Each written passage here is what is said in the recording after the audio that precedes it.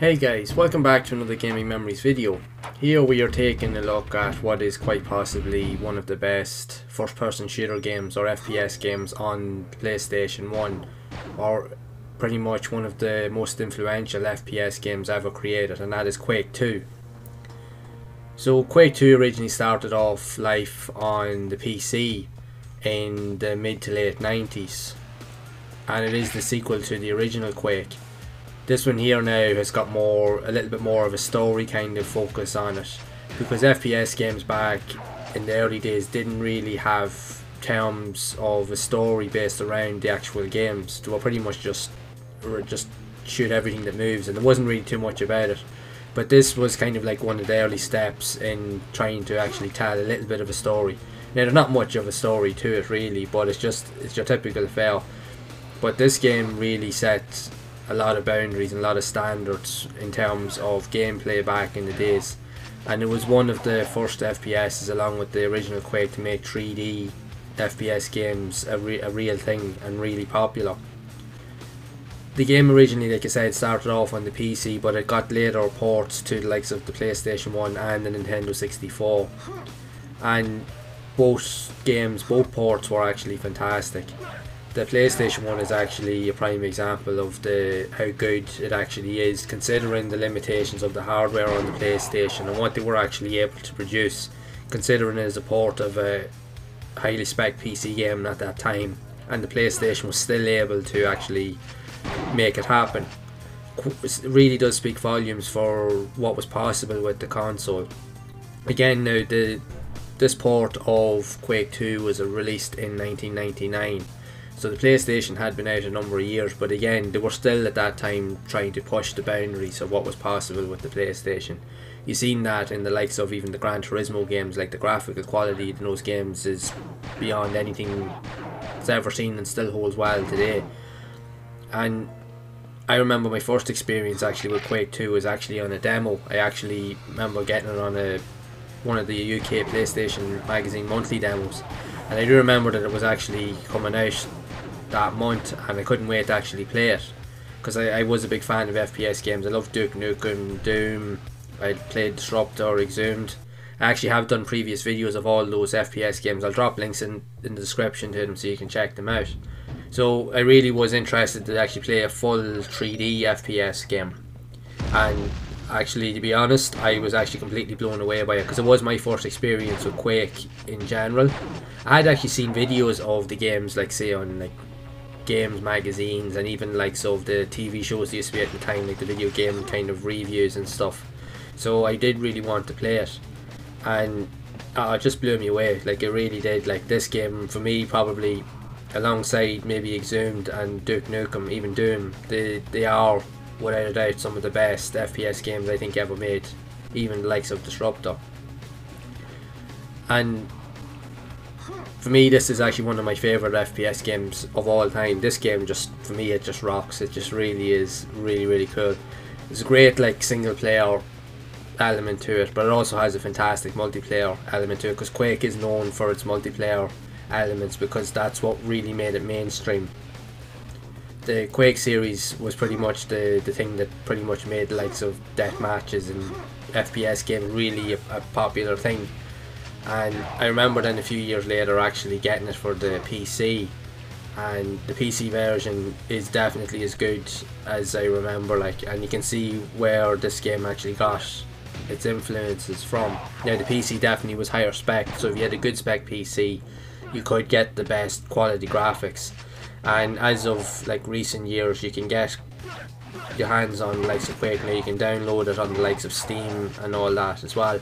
Plus, what they've actually done with certain likes of graphics cards and then Nvidia and so forth, you can actually get new kind of versions of Quake 2 using different types of graphical style, where they've actually upscaled the graphics using likes of ray tracing elements.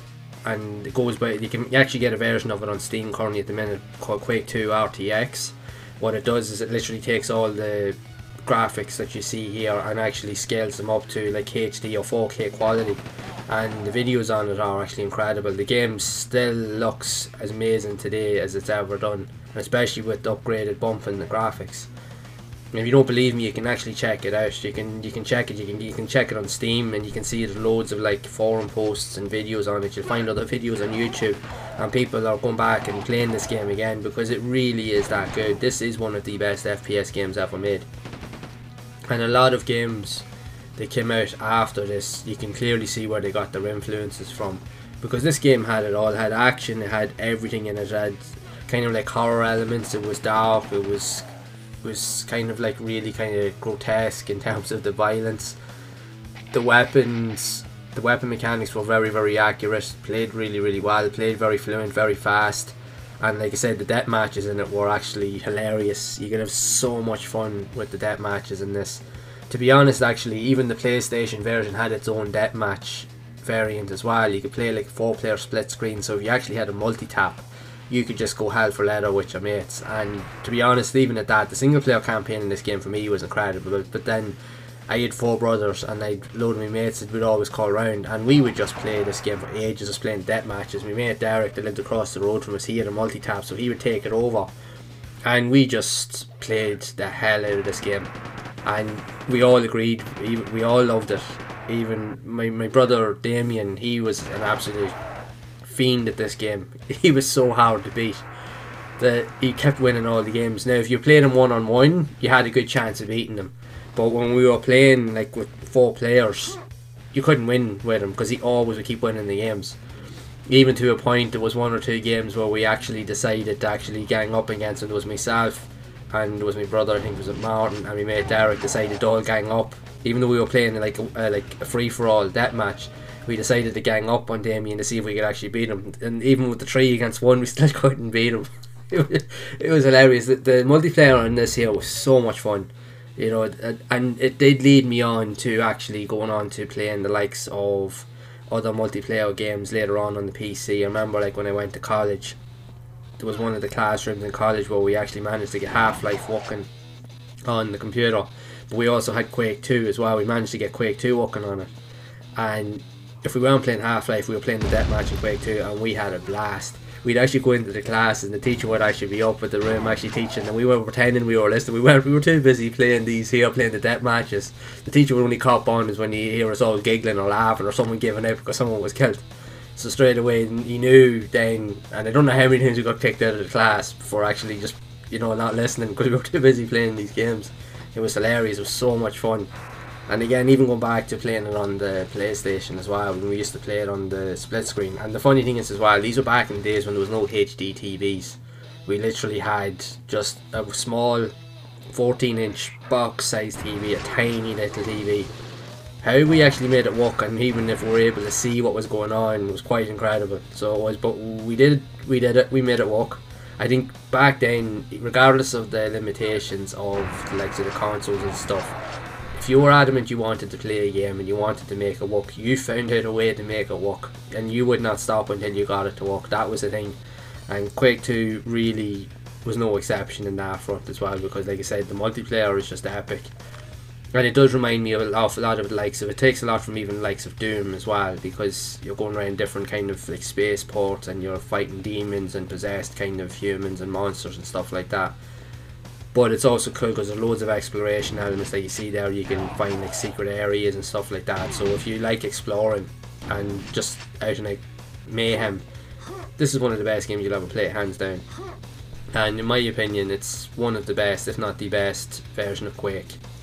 Still available even to this day. I think it's the best one in the series. Now there are other ones that came out after it, like the Quake 3 Arena, and I think it was Quake 4, and they were really, really good, but I think they focused more just on the multiplayer elements. But this here definitely had it all, so it did. It really was. It's a fantastic. All games in the Quake series are fantastic, but this one here was definitely the one that really made it popular, in my opinion. And likes of the PlayStation here, this here really kind of really influenced a lot of FPS games that came after it. But even to actually have this here as a port on the PlayStation 1, I remember even playing it on the likes of the N64, and the N64 was actually equally as good. But it was amazing to see that they could actually get ports of such an incredible game onto the consoles. And the fact is that the PS1 version, as you can see here, looks as good as it does. It really shows that the PlayStation was a lot more powerful than people actually were led to believe. and it played so well. The frame rate was really good, the mechanics, the controls, everything worked really well. It did take a while to get used to it back then, because you didn't have kind of the similar features like you'd have in FPS shooters today, where you could use the analog sticks. That wasn't really a thing back then, so you still had to use the D-pad and get familiar with the buttons and that, but you still made it work. But this game was just so much fun, and even go back now to playing and recording this video, I still had a blast. I was like, yeah, this game's as good as I remember. It really, really is. I know graphically there is better luck in FPS games, but make no mistake, this is one of the best FPS games you will ever play. It's so much fun, there's so much character behind it, and even with the graphics, there's a unique charm to it as well that really, really just, it really stands out. And it's just, there's not much more to say than just Quake 2 for me is just awesome. It's just one of the best FPS games ever. Like, definitely one of the best FPS games I've played on the PlayStation. One of the best games I've played on the PlayStation, in my opinion. And I just love it. I just think it's a brilliant title. And like I said, it is so much fun. It's just as much fun today as it ever was. And if I get the chance of it again, I will be going back to play the PC version as well, because again, I'd love to play the multiplayer with it again, because again, the PC has extra add-ons, different levels and stuff like that, and even more stuff with the multiplayer, and you can still actually play it online even today. So yeah, it's, if you haven't played Quake 2, I highly recommend that you really give this game a go if you're into FPS games, or even if you want to kind of see what earlier FPS games were like on consoles or even likes a PC. You won't go wrong with Quake 2. You really won't. It really is that good. Definitely, and anyone that has played it before will definitely agree with me. It's definitely a fantastic game. It really, really is. It's just quite incredible. Like I said, it's just, because I love the PlayStation so much, and I still do. Like, it's my favourite console of all time. And the fact is you were getting some of these PC ports onto it as well, and the fact is that they were able to make it happen and able to make it look as good as they did, was an incredible achievement in itself. And it really shows the all-out power of the PlayStation, really. Even when you had like more powerful consoles like the N64 at the time, and even the Dreamcast, Sega Dreamcast was actually on its way to be released in 1999. But yet the PlayStation was still producing fantastic quality games like this here, and was still able to hold its own. Even though graphically it was not as powerful, it was still able to produce just as good a games as any other console at the time. So it really does show really how much of an important console the PlayStation was and still is even to this day.